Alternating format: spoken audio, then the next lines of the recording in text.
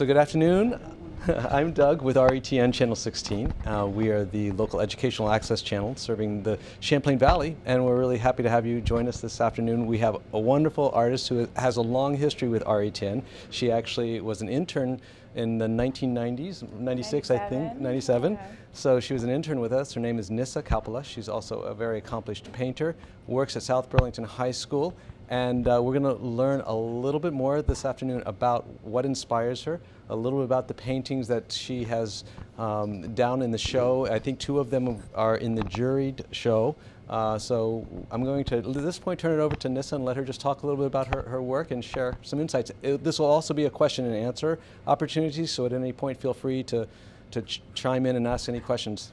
So thank you very much, Nissa, for being here. I appreciate it. Again, my name is Nissa Kauppila, and I'm a local artist out of South Burlington. Many thanks to RETN for hosting me and allowing me to talk about my work. This is actually the first time I've actually spoken about my work in public. I guess what I'll do is start with a little background. I'm a teacher at South Burlington High School, and I teach actually in the Design and Technology Department and Social Studies Department. So this is my other hat, if you will. It's actually quite nice to have a balance between working in the digital medium and then being able to come home and work with paint and to paint. So most of my paintings are actually done in gouache, which is very similar to watercolor. The difference between gouache and watercolor is that gouache actually uses a liquid glue. So it tends to be a little thicker than watercolor, and it tends to have a richer opacity. So that's why I like to use it. I tend to paint on cotton paper with a plate surface. It's 3-ply, which is basically 3 sheets of paper pressed into one. And I like the plate surface because it allows me to really pull out detail. A lot of watercolor and gouache paintings are often done on watercolor paper, which tends to be a bit more porous, but I like the very smooth surface. So at Art Hop, I guess what I'll do is show you the 2 pieces that I have currently in the jury show to spark some recognition for those of you who have been to the SIBA Gallery.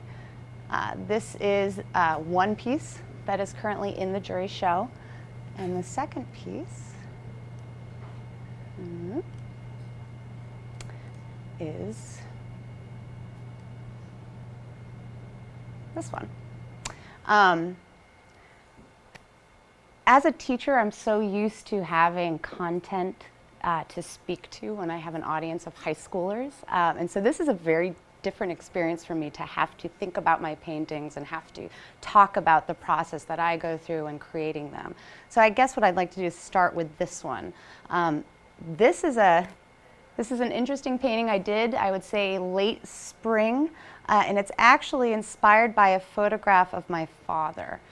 It's a photo of him when he was about 2 years old, sitting on this very creepy bunny's lap. I think my grandmother took it around Easter time, and it was the first painting that I've done in which I've actually painted a human figure. So this was a great experience for me, and actually last night when I was at the SIBA Gallery, I overheard a number of people commenting on whether or not it was actually a photo or a collage, and it's actually not, it's a painting. So I encourage people to get pretty close to it to sort of investigate that.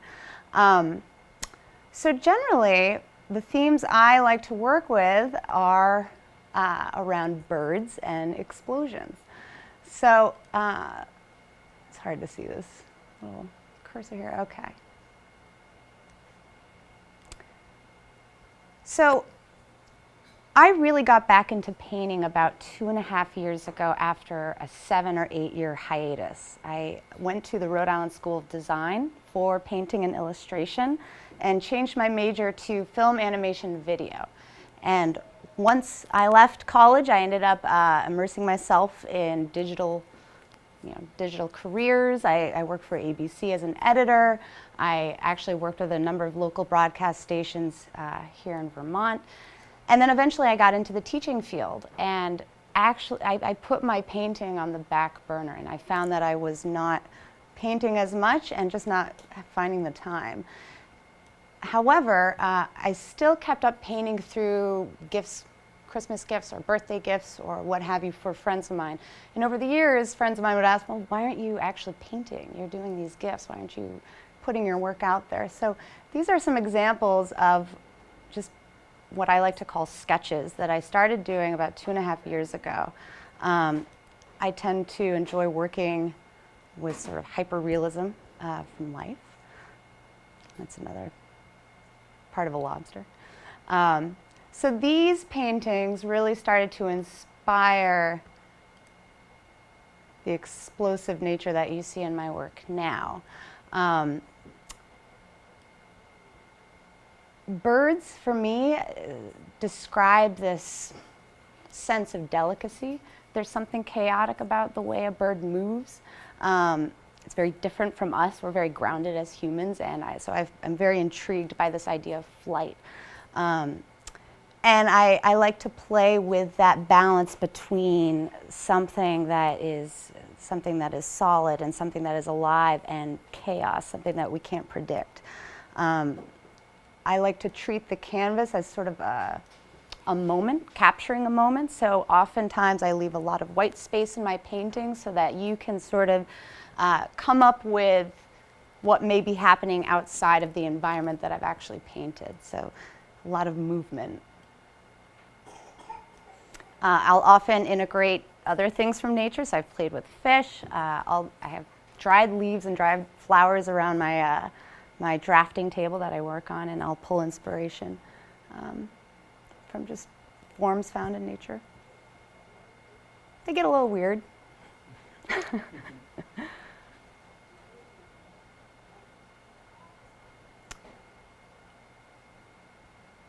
I think it was 3 years ago that I actually started working with birds due to my painting a gift for my father for his birthday. My father's a very avid bird watcher, and so for his birthday that year, I decided to do these panels of birds that he had actually seen on Cedar Lake, which is where he lives. And after doing these panels of birds, I realized how much I enjoyed painting them, and then started my sketches and ultimately evolved into what I do now.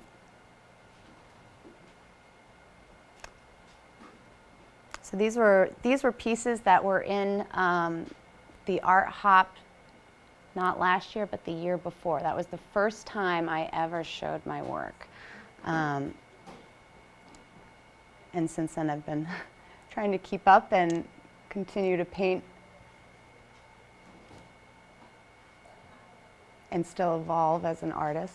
It's a bit difficult as a teacher because I devote a lot of my time to teaching. As a teacher, my job never finishes at 3:30. It's an ongoing process, and so I've been finding recently having to juggle, using my time and being able to be creative without that stress of, I'm a teacher but I also need to paint. So it's a very interesting time for me right now. I never will give up teaching. I absolutely love that. I get that question a lot now that you're painting and now that your work is getting out there. Do you get the sense that you might let go of teaching and just paint full time? And I don't see that happening. I love working with adolescents, and the community of South Burlington High School is fantastic. So who knows what will happen in the future. Are there any questions? How large are most of these? We've seen these. That's a good question. Show, but are these all about the same? They're about the same size. I have done a few larger works, and I can actually go there right now.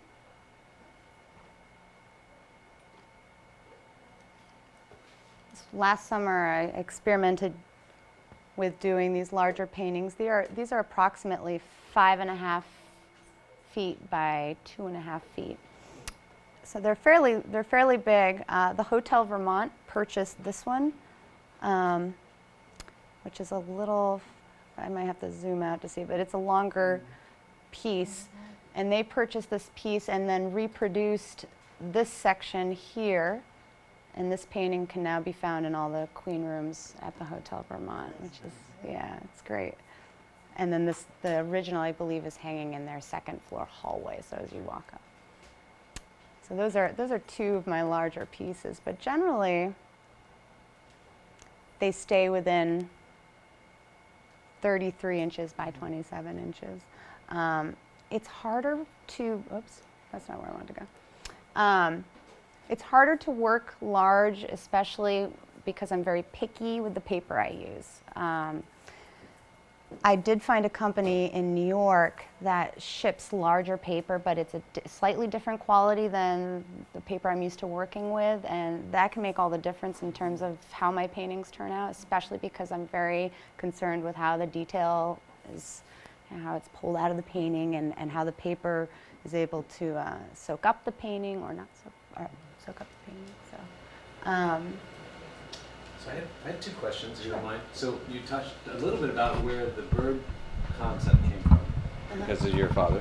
Yeah. But the explosive, and you described it as explosive in nature.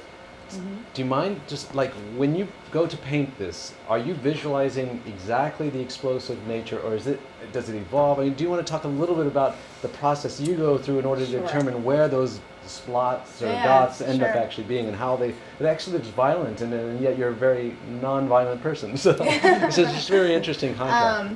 Let's see if I can find a good one. Let's go here. I never plan out my paintings before I sit down and paint them. I don't use pencils, I don't sketch anything out. I start with a simple image, a photograph, often a photograph that I've taken or a friend has taken and sent to me. And when I see an image, it might be a bird in flight, and an example of that, I went to the ROM Museum, the Royal Ontario Museum in Toronto recently, and they have an exhibit with stuffed birds. And I had a field day. I was able to go up and photograph all these birds with their wings outstretched. So what will happen is I'll see that image, take that photo, and then I'll start with that. So I know that I want to use a specific bird or a fish or a bat.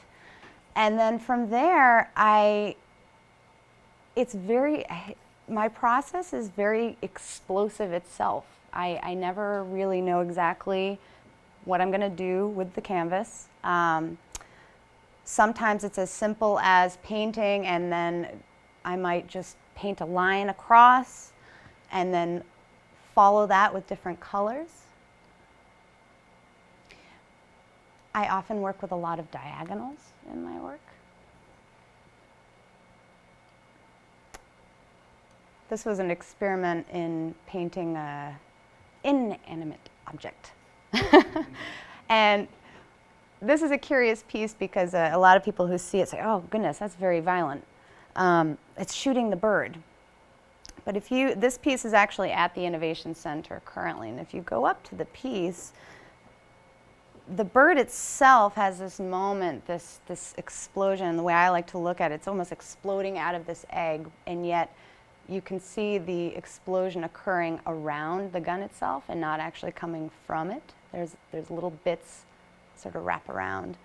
And for me, I guess recently I've been playing with narratives a bit in my painting, so thinking about the explosive nature of life, the image of the gun. This is actually a reproduction of the gun that shot Abraham Lincoln, and it's a replica that my father built when he was younger, and I took a picture of it. This certainly has a narrative. I have a hard time coming up with I don't like to give too much information. I like to hear people's response. So, for instance, there's definitely a creepy feeling going on. It's dreamlike, almost nightmarish. Almost this, for me, I suppose it's a commentary around this idea of innocence and this changing of innocence. This is a great example of this was from a photo I did. It was a stuffed osprey, and I often will do photography at the Audubon Center or the Fairbanks Museum in St. Johnsbury. And they're wonderful up there. They've actually pulled pieces from their exhibit and brought them down to a special room, and I'll set up lights and photograph them. So for instance, I see this and I just love the movement of the bird, the flight, and then positioned it on the canvas and sort of got a sense of, you know, I actually put that line in, this pathway. I like to play with color and sort of this vibrancy against something that's very almost muted. Compositions work so well even though you're not planning them, they're just Thank you. intuitively there, yes. Yeah. I have a lot of fun. I really enjoy painting. And for me, it's, as I said before, the process itself is very explosive.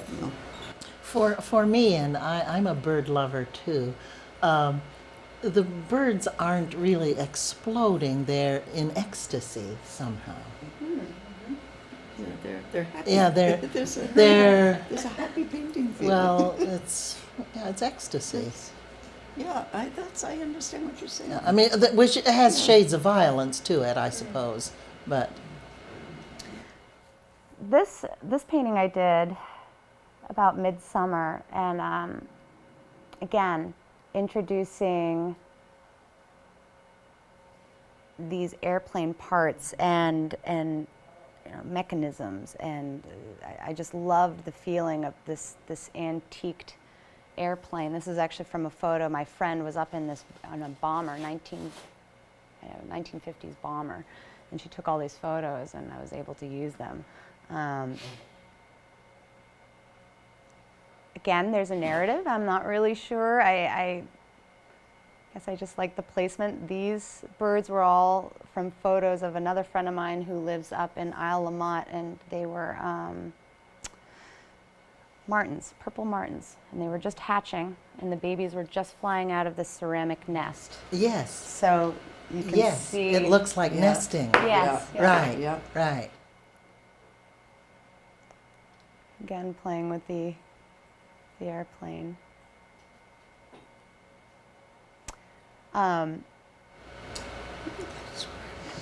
So do you have other questions? If not, Nissa, do you want to share a little bit about, you mentioned New York earlier, I believe, but just your future, what you're up to now in terms of your painting? Sure. So I currently show with Edgewater Gallery in Middlebury. I'm also a BCA artist, so they contact me in terms of locations they'd like to put my work in. I'm also in a gallery in Andover, Massachusetts, and we'll be headed to New York City the first week of October for an exhibition. It's actually, and these pieces here are all headed to New York City. So I'm pretty excited about this New York exhibition because it's it's called the Affordable Arts Fair. And so galleries around the United States will apply to be in this fair, and then they're chosen. And then the galleries select anywhere between 3 and 5 artists to be represented at the fair. And the fair is really a hot spot for art brokers, gallery owners, curators from around New York City. And it's the 2nd through the 6th in the Chelsea Tunnel. So I'm hoping that someone might pick up my work and expand the locations of where my work is going.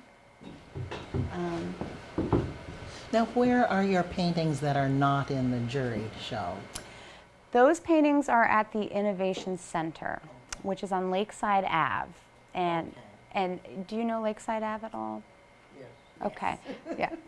Yes. It's the second building on the right. Yes. And it's a little confusing. Unfortunately, my artwork was placed in a non-accessible way.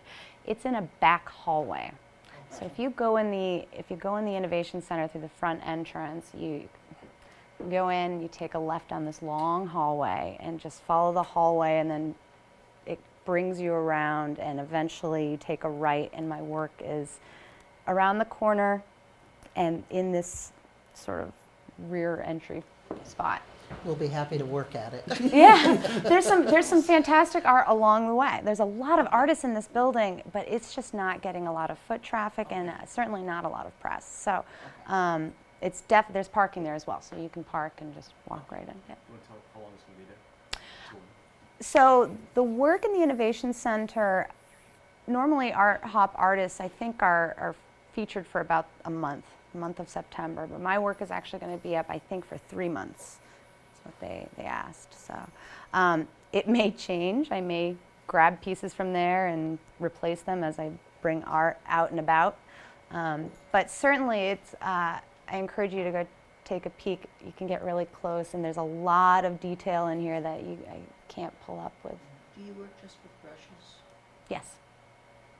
Very, very small brushes. Yes. Yeah. So that's, And you're at the Edgewater. I'm at Edgewater Gallery. That's where I've seen Yes, yes. Well, thank you. Thank Well, thank you. Thank you very much. Excellent. Thank you to RETN. And thank you for coming.